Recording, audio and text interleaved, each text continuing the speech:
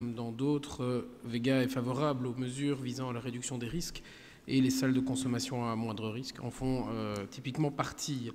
La chose est établie par l'expérience de nombreux pays européens, ça a été souligné, et par différentes études. Il est d'ailleurs assez étonnant que la Belgique, qui a été à la pointe sur d'autres sujets éthiques, soit tellement à la traîne dans celui-ci.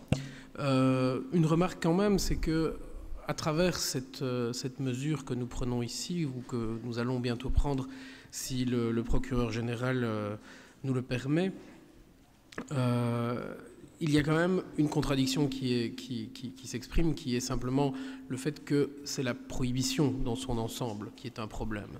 La prohibition est une nuisance en termes de santé publique. On sait que la prohibition amène à la diffusion de substances de moindre qualité, de substances qui mettent plus en danger la santé des utilisateurs que ne le feraient des substances contrôlées.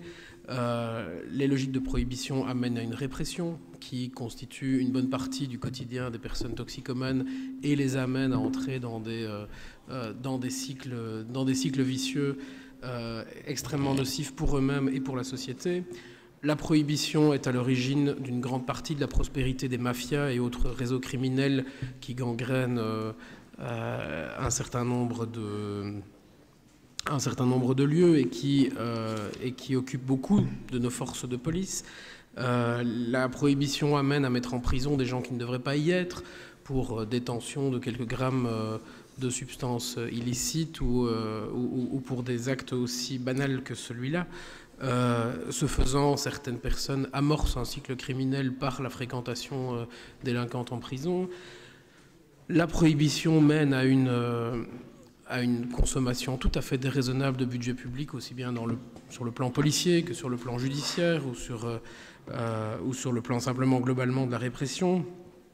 Et donc, nous allons nous mettre un peu dans cette situation de devoir expliquer, notamment à notre jeunesse, que nous allons continuer à réprimer, par exemple, la détention ou l'usage de cannabis, qui, on le sait, n'est pas plus nuisible, loin de là, que l'alcool, par exemple, tandis que l'héroïne pourrait être consommée dans le cadre de cette salle de consommation. Et donc, il y a quand même une tension là-bas qu'il va falloir affronter, et je pense qu'on pourra le faire qu'en s'inscrivant globalement dans une politique d'abolition de la prohibition. Plus largement, je pense qu'il est aussi essentiel que nous mettions le paquet sur les enjeux de prévention et d'information des usagers sur les risques inhérents à la consommation de substances psychotropes, car ces risques sont bien réels et il est important, tout comme on mène des campagnes contre le tabac ou contre l'alcool, ou peut-être comme on ne le fait pas assez, que les consommateurs soient informés précisément de la manière dont ils exposent leur santé en consommant telle ou telle substance.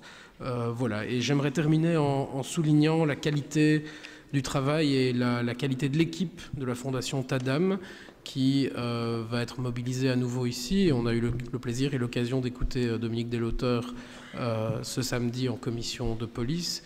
Et je me réjouis que cette équipe qui a prouvé son professionnalisme et sa compétence puisse être à nouveau à l'œuvre dans une politique de réduction des risques, même si ce n'est pas exactement la même chose que ce qui était mené il y a quelques années dans le cadre de l'expérience pilote Tadam. Je vous remercie pour votre attention.